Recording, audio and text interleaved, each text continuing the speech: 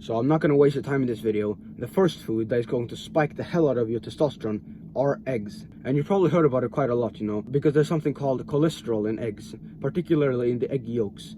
And cholesterol is one of the main biological drivers for testosterone production in your body.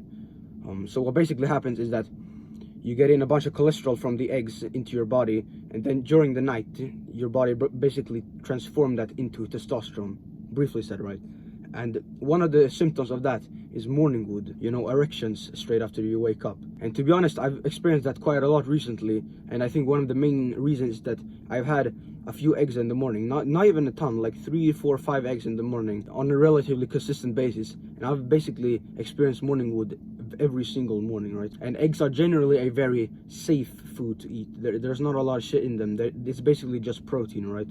And some cholesterol. It comes straight from nature, and there's no processing garbage like in other foods. So what I would recommend to you is that you just grab some eggs in the morning, like 3, 4, 5 eggs or some, and just crack them open in a pan on the stove, and then you just grab this little stick and you basically just twist them and turn them around into scrambled eggs, and you'll have a meal that's going to boost your testosterone in less than 5 minutes, and it takes like 2 minutes to eat as well. And on top of that, it's actually very cheap in most countries. So perhaps you're not the one buying food into your house, you're probably living with your parents, right? You can just ask them if they can buy some more eggs, right? You tell them that you really like them and that they're delicious, whatever. And basically get into the routine of getting eggs in, like at least like 5 times a week.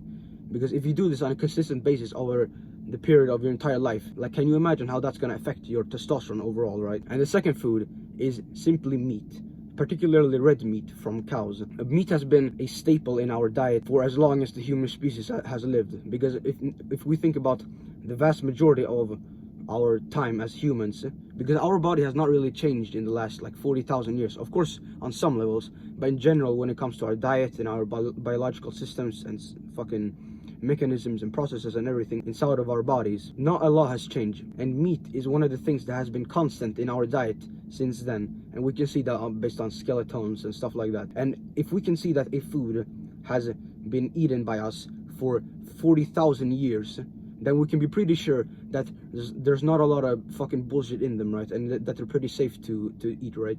And a bunch of people are saying that there are risks of getting cancer or fucking, I don't know, some weird health issues. Personally, I don't buy any of that. I think that's what humans are supposed to eat. I think that is what we have eaten for a very, very long time, until these fucking vegans came along, these vegetarians came along and stuff like that, the whole global agenda. So I don't buy any of that crap. So I would recommend you just have as much meat as you can, because it will have drastic effects on your testosterone. And the red meat in and of itself is very, very good for testosterone, but what is also good is the fat from meat. So there are quite many different like cuts of the cow, right? The cuts of steak.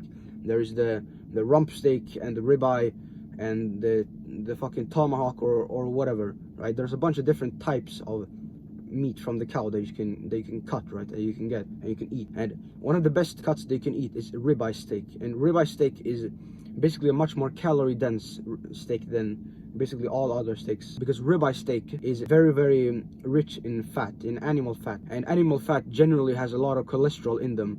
So as we discussed earlier, cholesterol is going to improve your testosterone production by a lot. And there are also a bunch of vitamins and like minerals from the fat itself. Because if you can imagine a cow on a field grazing the grass, like eating the grass, you can imagine that basically all of the grass that it has eaten, all of the plants, everything, they contain the vitamins and the minerals that the human body needs. But the thing is that when the cow eats the grass and the plants, they basically come into the cow and gets stored somewhere, and in this case it is in the cow's fat. So when you're eating fat from animals, from cows, you're not only getting the testosterone and like cholesterol effects, the positive effects of that, but you're also getting a bunch of vitamins and minerals. And this is why humans have been able to live on meat for a very, very long time. Because if you think about it, before we had bread and we had grains, before we had agriculture, right? We were hunters and gatherers, and we went out and hunted a deer or something and we ate it. And perhaps we picked up a few blueberries here and there, a banana here and there, a few nuts here and there, but overall like 90% of our calories came from meat, because there's not a lot of other stuff you can eat, right? Like in nature, in the forest. Perhaps you can eat some fish and stuff like that, but that's kind of similar to meat overall, right? So meat is generally a very, very good food for you if you want to boost your testosterone, and you also just want to live a healthy life as a human being is supposed to, right? Now the third food is something that you want to avoid at all costs if your goal is to boost your testosterone, and it is soy. So soy is basically very, very estrogenic, right? It's extremely estrogenic, and estrogenic is basically that something acts like estrogen, which is the opposite to testosterone, basically, inside your body when you eat it, or when you consume it.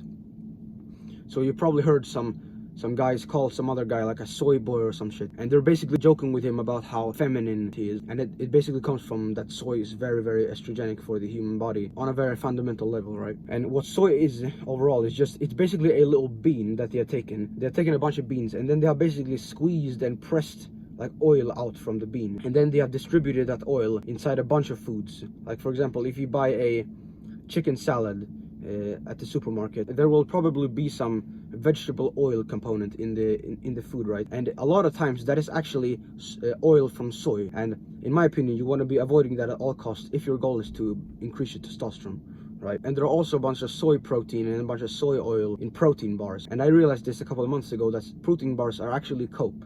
Like, if you check the ingredient list of protein bars, there's a bunch of fucking crap that you can't even fucking pronounce. Like, they tell you that it's 0% sugar, yet it tastes sugary, it tastes sweet. How does that make sense? Then there's probably a bunch of fucking other crap that is unnatural, a bunch of aspartame, which is also very, very estrogenic. So from now on, you preferably want to be checking your food, what you're actually putting inside your body, and if there is a bunch of soy in your food that is messing with your fucking masculine energy, your testosterone, right? So if your goal is to increase testosterone, then I would recommend you stay away from soy at all costs, right? Now the fourth food is similar to soy, and it is called flaxseed.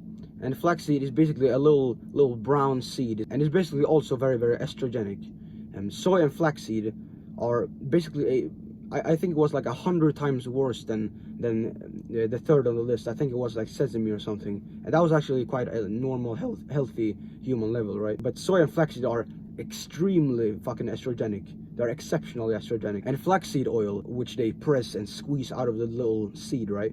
It's also found a lot in modern foods. You can, if you can be perspicacious and you can check the ingredient list on your food that you're eating throughout your week or something, you will find that a lot of it contains like flaxseed oil or soy oil, or it just says like vegetable oil, but in a lot of the cases that is actually flaxseed or soy, right? But another place where I have found flaxseed a lot is in granola, in this kind of cereal thing, right?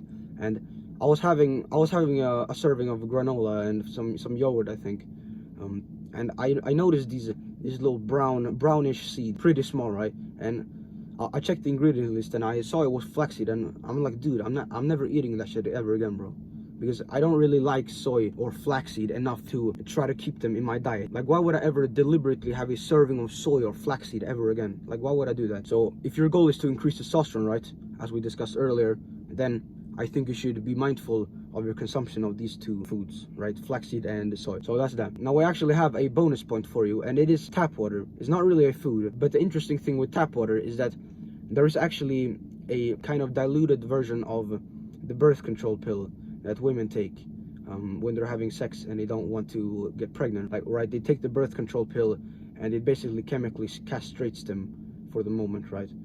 And when they urinate, when they pee, that shit is not actually filtered out in our water filtration system, and it's actually what you and I are drinking on a daily basis, right? Basically, the only thing you can do about this, if you want to avoid tap water overall, is to get a RO filter. It's basically a reverse osmosis filter, and it's like a kind of a PC or something. It's like a box, and you plug it in underneath your sink, and basically you'll have a new tap, and that water will not be contaminated by diluted birth control pills, right? And this is not only important for testosterone growth, but it's also important for fertility overall, because a lot of us, I assume, want to have children in the future, right? I definitely want to. This is absolutely gnarly a fucking issue, right? And as soon as I get the money to do it, it costs like $500 or something, and as soon as I get the money to do it, and perhaps I move out or something, I'm 100% gonna get one, like a RO filter. You can just search on Amazon and see how they look, right? Because if we think about it, how much water are we gonna drink throughout our lives? Probably a fucking lot, right? So the compounding effect